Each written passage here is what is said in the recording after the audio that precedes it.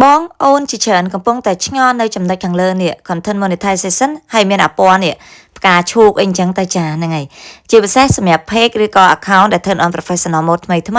page ដែលទើបតែបង្កើតហើយគាត់បានចុចចូលទៅមើលកន្លែង content monetization ហើយវាចេញបែបហ្នឹងអញ្ចឹងគាត់តែងតែសួរថាហ្នឹងគឺជាអីទៅចាស់មកសំណប់ចិត្តទាំងអស់គ្នាចាំ admin បញ្ជាក់អាហ្នឹងគឺដោយតែតម្រង់ content monetization ពីមុនអញ្ចឹងដែលគេហៅថា submit form interested បើសិនជាយើងចុច interested ដើម្បីបញ្ជាក់ប្រាប់ក្រុមហ៊ុន Facebook ថាយើងហ្នឹងបង្កើត page ឬក៏បង្កើត account ហ្នឹងដើម្បីចង់រកចំណូលជា influencer ទទួលបាន income ពីក្រុមហ៊ុន Facebook ដែរក៏ប៉ុន្តែឥឡូវគេបដូរពី interested ហ្នឹងមកជា notify me អញ្ចឹងសម្រាប់ចិត្តទាំងអស់គ្នាសម្រាប់ពេលដែលចុចចូលទៅក្នុងផ្ទាំងហ្នឹងហើយកុំភ្លេចចុចពាក្យ notify me នេះអាពណ៌ខៀវនៅខាងក្រោមនេះផងបើសិនជាអ្នកទាំងអស់គ្នាអត់ចុចទេ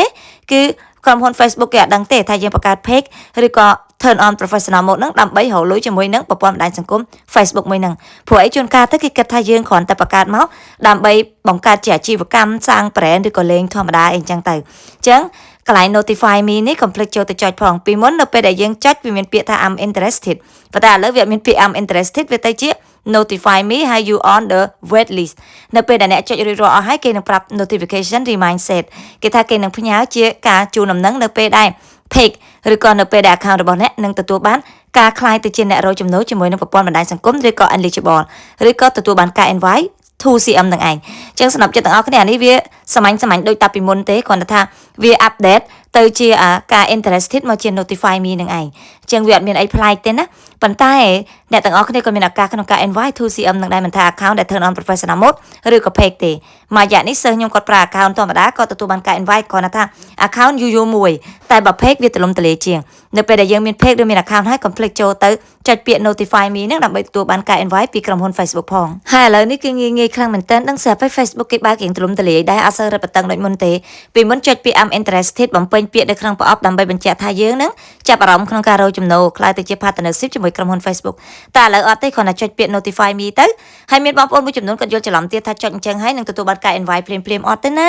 គ្រាន់តែចុចដើម្បីបញ្ជាក់ថាយើងនឹងចាប់អារម្មណ៍ក្នុងការរកចំណូលណាដើម្បីឲ្យ Facebook គេបានផ្ទៀងផ្ទាត់ពិនិត្យមើលទៅលើ page របស់យើងហើយបញ្ចេញសកម្មភាពណាផលឲ្យបានទៀងទាត់ port different type of content មាន engagement ចា page ត្រូវតែ active អាយុចាស់ខែចាស់ឆ្នាំអីអញ្ចឹងអត់មានធ្វើខុសត្រូវតែគ្រប់ទៅតាមគោលការណ៍វិន័យរបស់ក្រុមហ៊ុន Facebook នឹងទទួលបានការ invite មិនគ្រាន់តែចុចហើយរងចាំការ invite ពីក្រុមហ៊ុន Facebook ដោយអត់បានបញ្ចេញសកម្មភាពអីនោះទេអញ្ចឹងកុំយល់ច្រឡំនៅចំណុចនេះអញ្ចឹងកុំភ្លេចចូលទៅចុចពាក្យ notify me ហើយរងចាំការជូនដំណឹងពីក្រុមហ៊ុន Facebook អ្នកណាក៏មានសិទ្ធិមានឱកាសក្នុងការ invite ឲ្យរកលុយជាមួយ 2CM ដែរឲ្យតែ page របស់លោកអ្នក engagement ល្អសកម្មភាពល្អគ្រប់ទៅតាមគោលការណ៍និងវិន័យរបស់ក្រុមហ៊ុន Facebook សូមជូនពរឲ្យអ្នកទាំងអស់គ្នាទទួលបានឱកាសសំណាងល្អក្នុងការរកចំណូលជាមួយប្រព័ន្ធបណ្ដាញសង្គមនេះទាំងអស់គ្នាផងដែរ